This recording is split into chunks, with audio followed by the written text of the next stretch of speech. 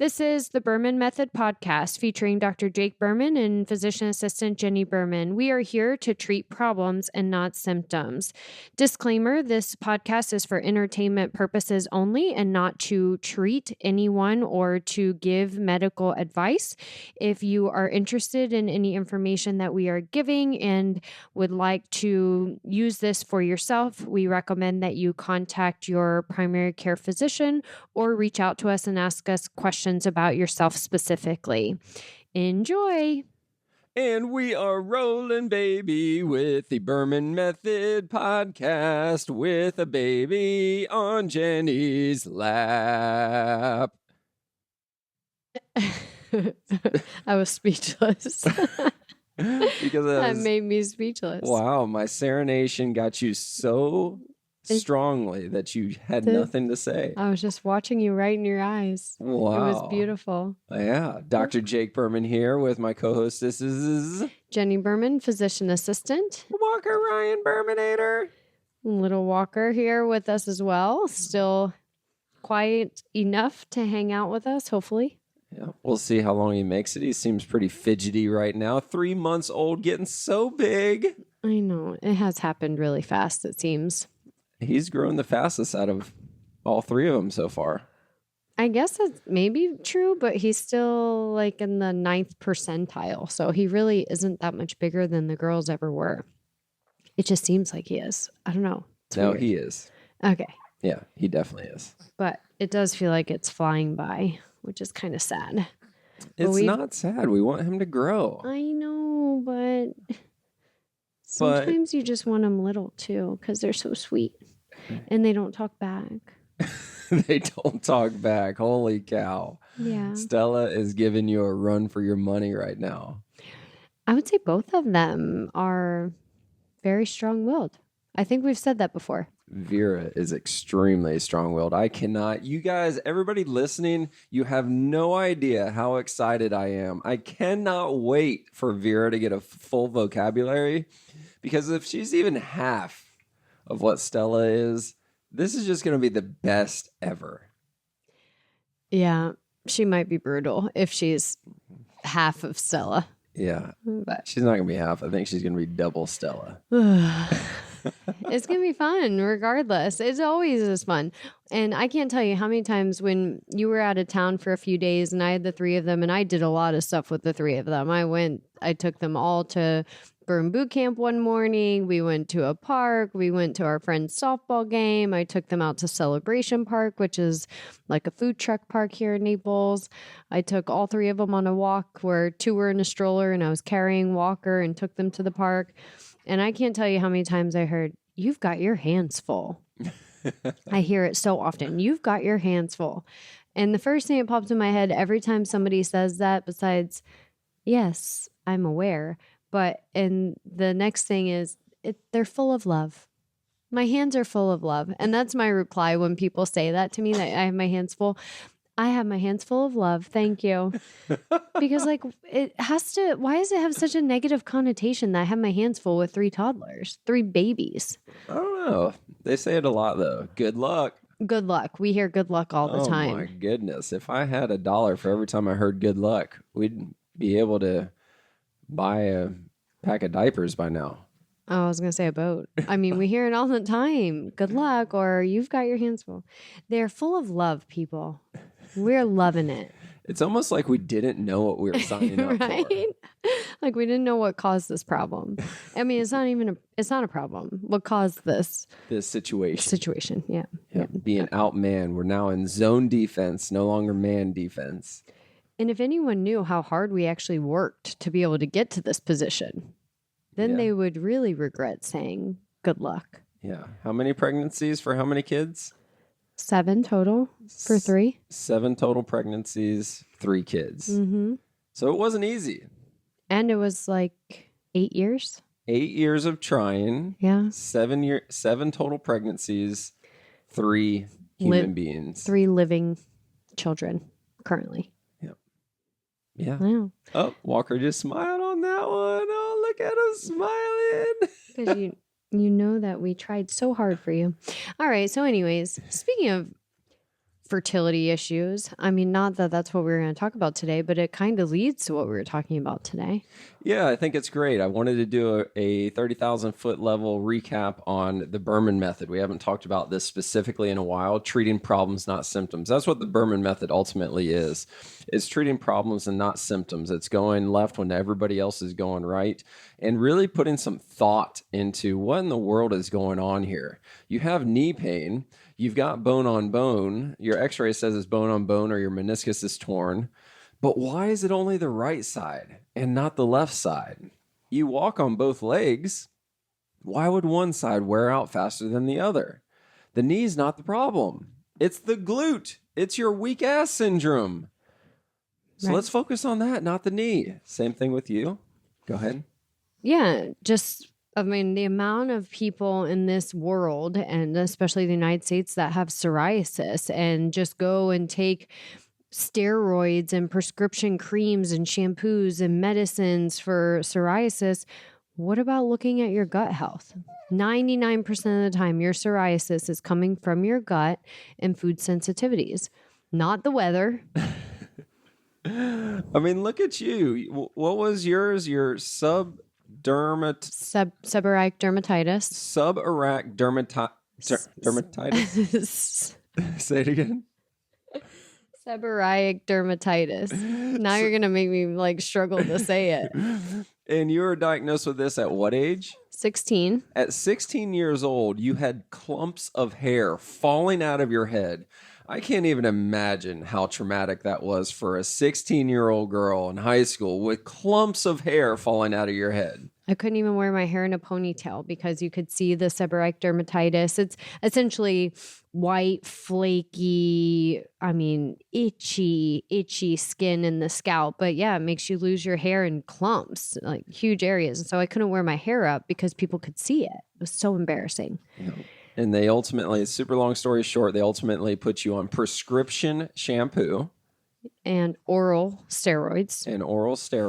I had to go to 3 different dermatologists to even get the oral steroids because they kept telling me I was too young to take them. But that's ultimately what everybody kept saying I needed to, quote unquote, fix this problem because I didn't know. 16 years old. Nobody knew back then. I mean, what year was that? 16? That was 2006. So 2006, you're 16 years old. This is way before functional medicine was cool. Right. Or the knowledge about celiac disease and gluten sensitivity, food sensitivity. Yeah. Yeah, this is way before all that. When we started dating, I'll never forget it. One of the first things that I was noticing was the hairballs on the rug after you would blow dry your hair. Like literally a hairball. And I'm going, you had to get down there and scrape it up with your hands. And you're like, look at this hairball. Yeah. I'm going, oh my goodness. And you had to use that prescription medicated shampoo for 6 years. A long time. I would sleep with caps on I would put oil in my hair and put a cap on my head just to keep things at bay. Yeah, it was years of doing that. Yeah. I had sunspots everywhere. On your skin? My skin. Yeah. My Those arms. I looked like a leopard. Those little white spots, sunspots on your skin. Mm-hmm. Yep. And fast forward to, what was it? What year was it? 2015. 2015. You heal your gut. Or 2016 probably, yeah. 2016, you heal your gut. Mm-hmm. And magically, your hair stops falling out. Right. Magically, sunspots go away. Yeah. You've not used medicated shampoo since 2016. Correct. So almost 10 years. And your hair is doing just fine. Yeah. And even through all my pregnancies, I hardly even lose any hair through pregnancy either. Which is weird. It is, yeah. Or through postpartum. And that's something somebody commented on the other day to me, is how silky my hair seems and how I haven't lost any hair postpartum. And they're like, how do you do it? And I'm like, it is what you're fueling your body with. What you fuel your body with through pregnancy and postpartum, with the amount of stress your body is under delivering a baby and nursing and pumping and not sleeping enough. It depends how you fuel your body to know how well you're going to recover from postpartum. Yeah. But yeah, this has gone on a long story now to say skin issues, psoriasis, eczema, seborrheic dermatitis, sunspots, the little red bumps on the backs of your arms, 98+% of the time it's coming from your gut. If not, it's coming from a medication. So you're saying that those 3,800 commercials between every single commercial break that's talking about my moderate to severe plaque psoriasis, take this magic pill. Oh, Tesla. But yeah, it has 86 side effects. By the way, have you ever listened to one of those commercials in Spanish? No. You should. So I was at the gym the other morning and one of the TVs was blaring for some reason at the gym and it was in Spanish. And a commercial for Otesla came on the TV in Spanish and it was blaring. And they went to say all of the, fine print at the end in Spanish. It's hilarious. You should listen to it. It's better in Spanish than it is in English. I was like, oh, wow. I have no idea what you're saying, but that don't sound good. Oh my goodness. So I was at a conference a week ago out in Vegas. I joined another mastermind, and this is specifically a YouTube mastermind to help, with SEO and ranking and getting your videos viewed, because we're trying to do everything we possibly can to get our voices heard, to spread this message, because we're a minnow in an ocean right now trying to create a wave, and we're just trying to spread this word. Anyways, when I was out there, I was talking with quite a few of the members out there, and I was pleasantly surprised by how many of them were in our world, in our thought process, where, health insurance is the worst. You have to pay cash if you want to do anything good. Yeah, medications are all, for the most part, horrible when you're talking about chronic disease. And it's just one of those things where it's like, okay, people are getting smarter. If we go back to Jenny in 2006, nobody even knew what gluten sensitivity was. Nobody knew what dairy sensitivity was. Nobody knew that gut health was directly correlated to inflammation, and knee pain, back pain, shoulder pain can all be augmented with poor gut health. Plaque psoriasis, digestive issues, Alzheimer's, Parkinson's, directly correlated to poor gut health. And go figure, these cases are skyrocketing over the past 10 years. Mm-hmm. Skyrocketing. If you look at the prevalence of Alzheimer's and Parkinson's from 1900 to 1980, it is a fraction of what it is from 2010 to 2025. Well, and that's how we talked about just several weeks ago about the study that came out showing by 2040, the numbers of dementia and Alzheimer's are going to be tripled from where they're at now. And they've already tripled from the last couple decades. Yeah. So one of the things that I foolishly prided myself on was how I could eat an entire plate of warm chocolate chip cookies. Whenever Jenny or Jenny's mom or Jenny's aunt, oh my goodness, Jenny's aunt out in Kansas City, she makes the best chocolate chip cookies in the world. The best. She literally will mail me a gallon-sized bag of them for my birthday, and the gallon bag does not make it 24 hours. But anyways, I used to pride myself foolishly on how many cookies I could eat without taking a breath.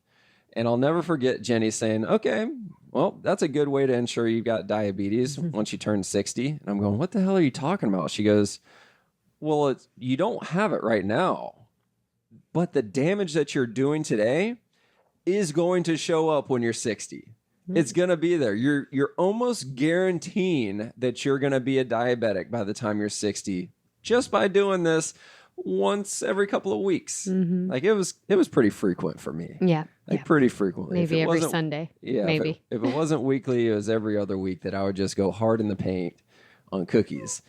And that was a seed. Jenny planted a seed and it's growing into a tree. And it's to the point now where it's like, I don't even want to eat the whole entire plate of cookies anymore because it's not worth it. I see what's happening. I see so many patients in my PT clinic that their hands are shaking, these tremors that are occurring, and it's almost like you can see somebody who has undiagnosed Parkinson's. And I'm not talking about an explicit tremor or freezing or anything like that. It's almost like they've got this look on their face where it's like, oh, wow, you have Parkinson's. You're functioning great right now, but you can see it. It's almost like a stoic, not stoic, like a stoned blank. I don't really know how to describe it, but I'm starting to see it. And I'm going, wow, you really need to cut out all the gluten and all of the carbs, or you need to go on the offensive and attack right now because this is going to snowball really quickly, really fast in a bad way. Right, right. And alcohol is another big contributor. And that's something else, that we work with all of our clients. I tell them, I'm not going to take your alcohol away for sure. That's not a lifestyle for many people to be totally sober and not have any alcohol. But we do need to reflect on what was alcohol intake like in your 20s, 30s, and 40s, and how is that impacting your cells at this stage, at 60s, 70s, your vitamin deficiencies associated, the oxidative stress, which is an internal stressor that decreases our body's ability to what we call methylate, which is essentially to reduce inflammation and actually absorb nutrients and vitamins to help protect our cells. And so what we did years and years ago is impacting how our body is functioning now. And we have to take all of that into consideration. And again, not to take the alcohol totally away, but making modifications and making sure we're supplementing appropriately to reduce internal inflammation from it is important. Very important. And that's another thing that, Jenny, you planted the seed. And here I am, I'm going to be 40 this year and a little fluffier than I was when I was turning 30, and got a little frustrated with the fluffiness. And you kept saying, well, it's the drinking. It's your drinking that you're doing. And I'm going, what are you talking about? I drink one day a week, and it's Saturday when we're on the boat. And you're like, yeah, but just because you only drink one day a week doesn't mean that the effects of that alcohol consumption last through at least Wednesday. So you're in this constant ebb and flow where you're spending Sunday, Monday, Tuesday, Wednesday recovering from that oxidated stress from Saturday. And then you have a positive day Thursday, Friday, but then you do it all over again Saturday. So you're not going to get the results you're looking for. And I'm going, how could that possibly be? Like, this is ridiculous. When I was back in my day, back in college, I used to go hard in the paint. Now you're saying that one day a week is affecting my whole entire week. It's negatively affecting 6 days of rigorous exercise and 5.5 days a week of really disciplined dieting. But it's the oxidated stress. Right, right. And it's the same thing when, I have clients that are doing food elimination for gut healing, and they're like, well, I only had gluten twice this week. And my response is always, okay, say you have it on Monday. It takes 72 hours to rid that inflammation when you're actually sensitive to something and it's causing an inflammatory reaction. So by Thursday, your body's feeling better, and then you have another bite of gluten because it's been several days, so it's okay. It's been 3 days. I'm going to have another bite again. Now on Thursday, we have another bite of gluten. It takes another 72 hours for that inflammation to come down and heal. Here we are a week later, and your body's been at a constant state of inflammation, even though you've only had 2 bites of gluten or gluten over 2 days. It takes time for inflammation to come down. I always relate it to a sprained ankle, right? When you sprain your ankle, if you put yourself in a boot and then 3 days into being in a boot, take your boot off and walk on your ankle for a day, what happens? It swells right back up. We put ourselves back in the boot. How many days does it take for that inflammation to come back down? It doesn't go away the next morning when you wake up. It's going to take several days, if not weeks, for that inflammation to come back down. The same thing's occurring in our gut. Speaking of sprained ankles, Blue Light Special, whenever one of you listening sprains your ankle again, please, for the love of God, do not put a boot on. Don't go in a boot. Do like I not just go in a said. boot. Just get in my office immediately, as soon as you can after the insult or the injury, and we'll do exactly what needs to happen, and you will recover within days instead of wearing the freaking boot. Then we have to fix the glute problem and because you're walking on an uneven surface and it never even addresses the ankle. And it's a disaster. Please do not wear a boot if you sprain your ankle. Please do not wear that stretchy brace if you have plantar fasciitis, because you're not going to sleep and it's not going to do anything, because the problem isn't that you need to stretch your plantar fascia when you have plantar fasciitis. You actually need to strengthen the muscles around the plantar fascia. So don't wear the boot. Don't wear the freaking stretchy thing for plantar fasciitis. Is your rant over? Yeah. And it's 20 minutes, so let's wrap up. So moral of all of this is we really still need to be targeting the problem and not just the symptom. You said with knee pain, it's not your knee. It's not the fact that your cartilage is just wearing out because you're old. It's because you have a weakness that's leading to more stress through the joint. With the skin issues, the blood pressure issues, the cholesterol is inflammatory. It's not that you have bad genes and that everybody in your family had high cholesterol. It's not that everybody in your family has high blood pressure, so you're doomed. It's an inflammatory process. Get out of that mill, get out of the streamline of Western medicine and figure out what is actually causing the problem. Love it. Absolutely love it. I think one of the simplest high-level things that we can say, obviously this is not true 100% of the time, but let's go ahead and say 99% of the time, because I'm that confident in this statement. Chronic systemic pathology due to gut health. Poor gut health. Poor gut health. Yep. Yeah.